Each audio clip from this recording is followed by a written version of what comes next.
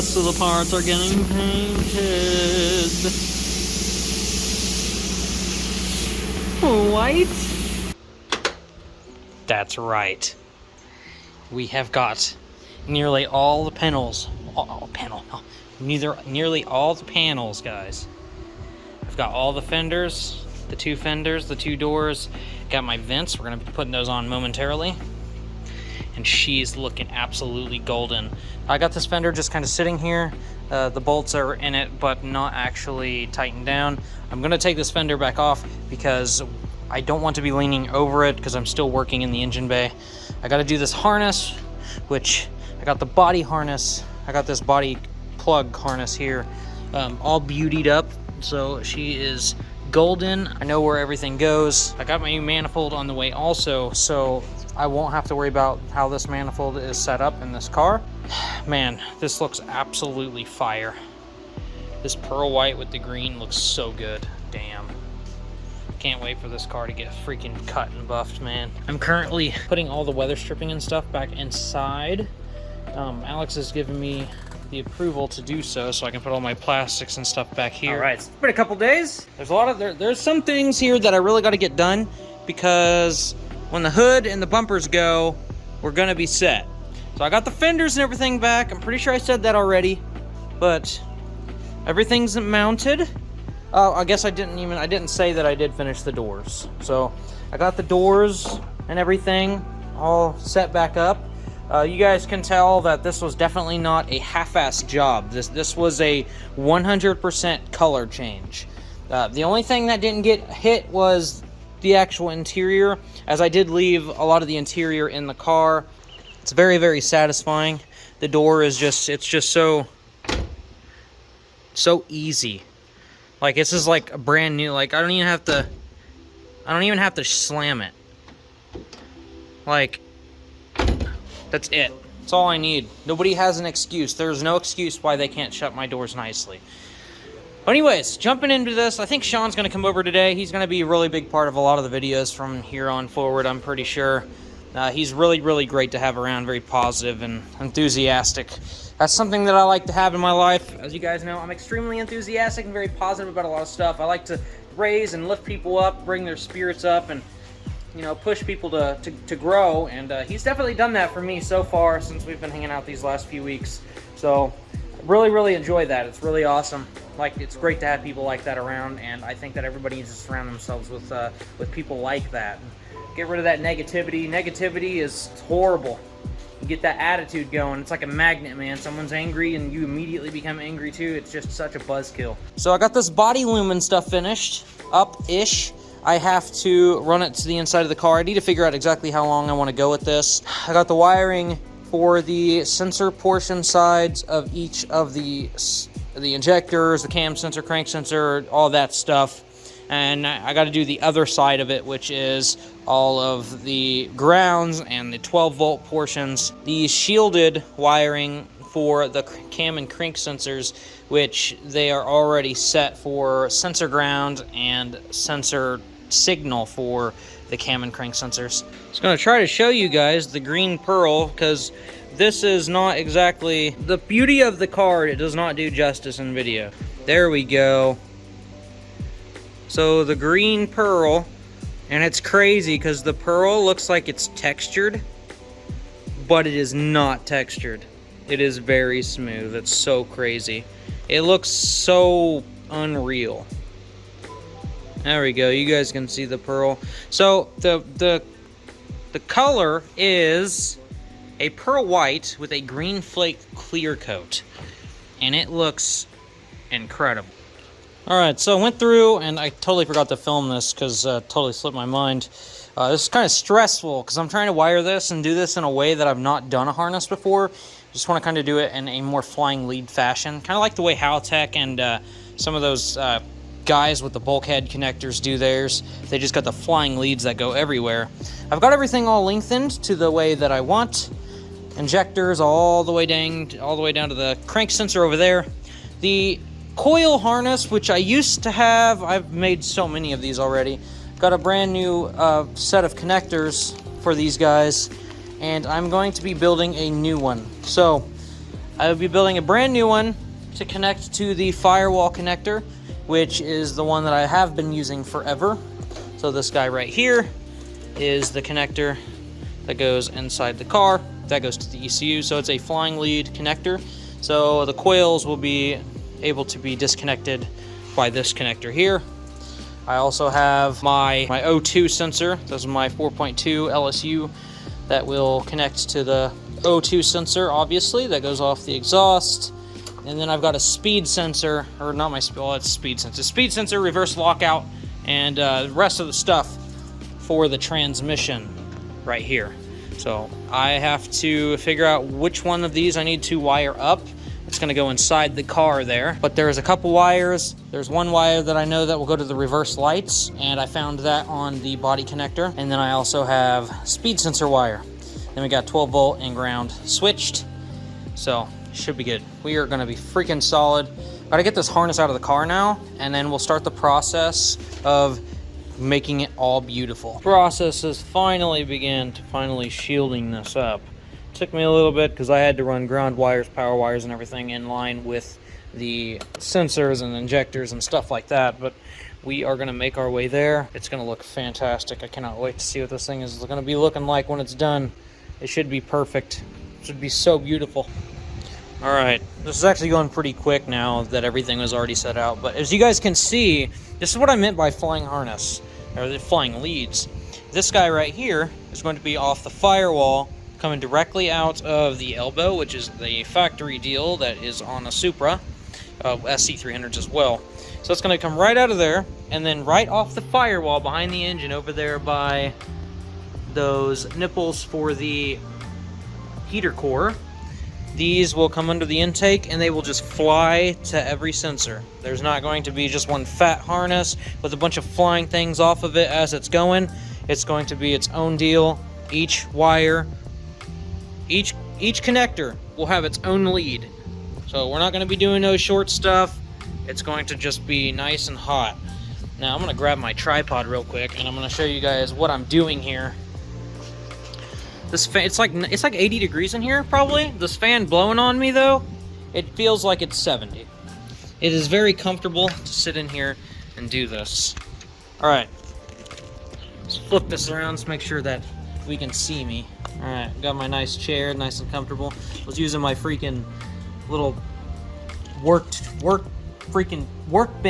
chair. I don't even know what it is, man. It's a little red thing with the little, I don't even know. It's a stool. There it is. That's what it is. It's a freaking stool. All right, now I'm hoping that you guys can see me. Well, regardless. All right, so we got the flying lead. I'll show you guys what I'm doing here with the end of this. So here's a cam. I think this is my cam sensor here, and then I got some grounds which I'm about to throw up on the engine and figure out right where I'm going to put these. These grounds are going to go to the engine. They're an engine block ground, so I have to shorten these and then put some stuff on them to make them work. But I'm going to show you guys the process of what I'm doing with this.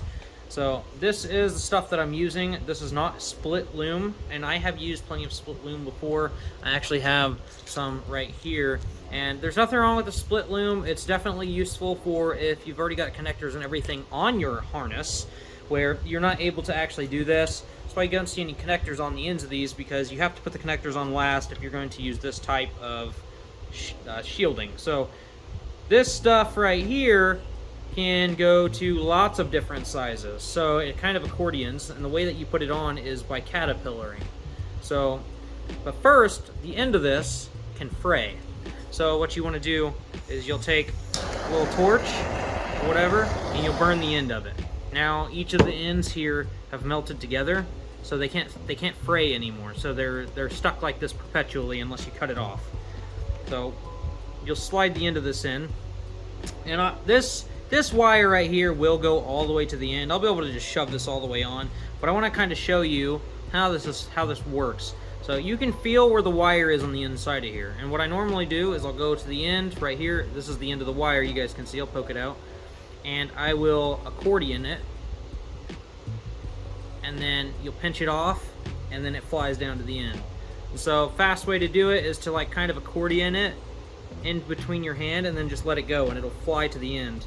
And so it's a very easy process And so I kind of got everything all gathered up in one spot here, where I will take this big section and I will put it up over the top of this. I'm gonna have to extend it open a little bit, and we'll stick it up like that and then pull it nice and tight. And then whenever I put some nice shrink wrap over this, it's going to look absolutely beautiful. This is going to be a fantastic looking harness. But being able to functionally move this stuff out of the way like that, you can access all the stuff underneath, and you're not sitting there struggling like some of the wire protection stuff, especially from the factory. I'd say the ribbed style, which sucks. That actually sucks. Once you get the end of that on there, I'm gonna go back and find it real quick. That's not it. Where you at? It's probably this one. Nope, it's not that one. Here it is. So you got it slid down to the end. You go down, you'll find the end of your wire here. And I always just snip it off right at the end of the wire. And before you do anything, you guys can see it's fraying. Take your fire, melt the end of it so it doesn't fray, because you don't want it to fray, because it will fray all the way out, all the way down. And it sucks. You don't want to have to deal with that. So that's what you do at the very end. You snip it off and you burn it again so it frays, or so it doesn't fray, sorry. And then at the very, very end, once you get the connectors and everything on, you'll go through and you'll put some smaller shrink wrap on the ends, and you'll have like a very professional looking harness, and that's really what you want. So this process is taking a little time. More or less, it is the thinking process in the beginning of how you want to actually do it, because not only do I have this harness, which is for the engine itself, I have the body harness connectors that have things like the tachometer, the speedometer, the reverse lights, and stuff like that. This is like the most stressful part. My manifold's going to be here very shortly, and I want to be able to get it going because I need to fabricate stuff, fabricate my exhaust, fabricate my intercooler piping and everything. Definitely a process. I still got to build the coil side harness for the smart coils. So yeah, we're encountering a lot of work today. Lots and lots of work. Alright, so in case you guys were kind of confused on what I was talking about with the flying lead harness, so here's the place where my ECU will be. It's going to be down under the dash, right down underneath the dash. And so the harness is going to come right out of here. It's going to come right this way. And I'm going to have this guy right here, potentially. Depends on how I feel. Whenever it's all together, I might change my mind about how I want to mount it, or I might want to just tuck it down up and underneath. But what's going to happen is the end of this harness where I was talking about, where the giant section is going to fall short, it will be falling short underneath here, and then the rest of the harness will flying lead to each connector. So here is, what the heck is this? Oh, that's my coolant temp. So coolant temp's going to just go all the way over there. All my injectors are just going to be going right to their spots. I'm not going to have this great big bulky harness up underneath with stuff coming out of it. So each thing is going to have its own lead. It's going to be very, very nice. So right here is this is my crank. So my crank will go over there. And right here, I believe, is my, what is this? Pull this down a little bit here. This is my IAT. I don't know where I'm going to put it yet, so it's just really long right now. I'll have to cut it down to size. And here's my grounds, which I'm about to check and figure out where I want to put them. I think right there, you guys can see there's a place right on the block. Right there, if it'll focus. It's not going to focus, is it? Oh well, you guys can see it. It doesn't really matter. It's the orange hole. It's threaded, and that would be a perfect place to put a ground to the block. So I'm going to have some grounds from the block to the chassis. I've got plenty of places down on the actual frame rail, which is really where I want to put them. I don't want anything up on the strut tower. So frame rail to block. I don't want anything up here. I don't want no bulky mess. I don't want nothing up there. That's why I relocated the fuse box up under here, which is absolutely awesome. Can't believe how well that worked. But we are getting closer. FedEx still has not showed up yet. So when they do, hopefully I'll be able to finally fit my new manifold and get everything all set up. Okay, finally, the wiring harness is finished. The whole engine portion of this is done. Still got to do the transmission lockout solenoid reverse light speedometer situation.